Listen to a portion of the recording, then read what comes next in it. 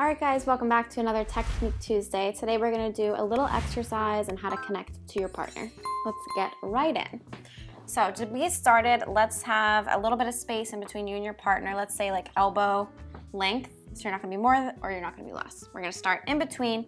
Our hands are going to be nice and low. I always say to the follower center. Usually the leader is a bit taller than the follower, so to her center or belly button range. The followers is going to be on top and the leaders is going to be underneath.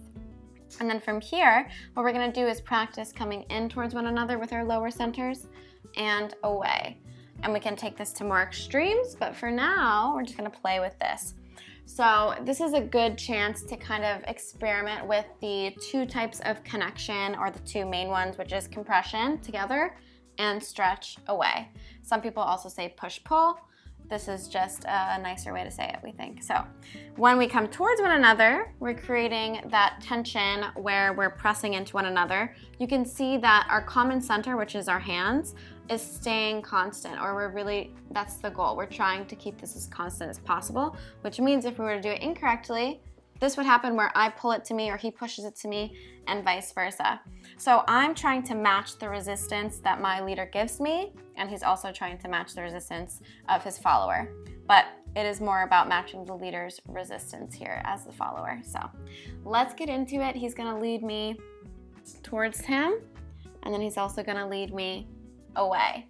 So this is the interesting thing about connection is normally if he were to push, right? If we say push towards me, I would go backwards, right? But for now, what we're doing is we're practicing how to resist that. So the only way to have connection towards the partner is actually to resist slightly the energy that he's giving me. So when he gives me a compression, it doesn't mean I'm not necessarily gonna move, for example, in a pattern, but it's how he's able to connect to me. So if I'm just spaghetti and he pushes at me and I just kind of go like this, because I'm just getting that energy, I'm not gonna allow him to lead me to anything. So it's about getting comfortable with me resisting the same connection that he's giving back. And this is a simple exercise to get comfortable with that. So if we come towards each other, we're going with our lower centers, not just upper centers, okay? So it's more about, you can see how he's playing with his own weight, going forward on his foot and back to the heels. And that does happen, of course, with the upper spine as well. But you want to make sure that for this exercise, you're using more of your lower centers to access that point. And if we wanted to make it a little more dramatic, what we could do is when we go away, we could bend our knees, and then of course we're taking our sit bones back. And you can go all the way really low, or just keep it kind of simple. So there's a difference between the connection between us and then me wanting to go initiate and move somewhere, right? So I can go establish connection towards one another, but then as soon as my spine now moves and I start to travel, then we start to take a step.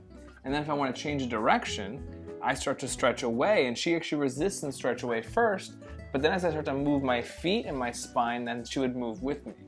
So we always have this like click and change of connection before we change directions that we go and move into. If you ever dance like West Coast swing, this is like a lot of what West Coast is, right? There's a lot, you can see there's like stretch, we move, compression, and then we move instead of us staying the same distance apart the entire time and then moving the other direction. Which is a beginner's way, for sure. We definitely recommend doing something like this at the beginning, and then as you get more advanced, you want there to be this like elasticity between the two of you whenever you go to change directions, and now we get a lot more dynamic with the way that we move. But I would say for absolute beginners, the first place you're necessarily gonna feel it, we could practice it here as well, actually, this is a great idea, is just practicing leading and following. We've done this in like our slow dance course, things like that, following directions and keeping this common center. Of course, this is a little bit different because we're keeping this higher, where normally when we'd be connected with one hand at least, it'd be lower because we're leading the lower centers the best, so we don't throw off the top half of the body. But as I was about to say, the first place that this is really important is to actually start a dance, right? So say if we use the Foxy, for example, the first step for her is back, the first step for him is forward. So what he's gonna do is compress in with this connection here. I can also have this over the shoulder. So he leads me by moving his spine forward, but I'm not just gonna move away like this. I'm gonna come forward to him first, and then move away. This is a little bit more advanced because we're now in a dance position, but if we practice it in this hold that we just got comfortable with, it's the same thing. So I'm waiting, I start to get the connection to go before just falling backwards. I give it slightly back to him, and then I take the step, okay? So that's just a little bit of a exercise you can do to get comfortable getting connected to your partner. I'd say this is a really good exercise to warm up with. If you're feeling like you're not connected to your partner, or you just want to get a little more advanced with it like we showed you here, this is a great place to start. And we hope this helped you, and have fun experimenting, and try this with any partner you have just because it feels different with everybody, okay? Good luck.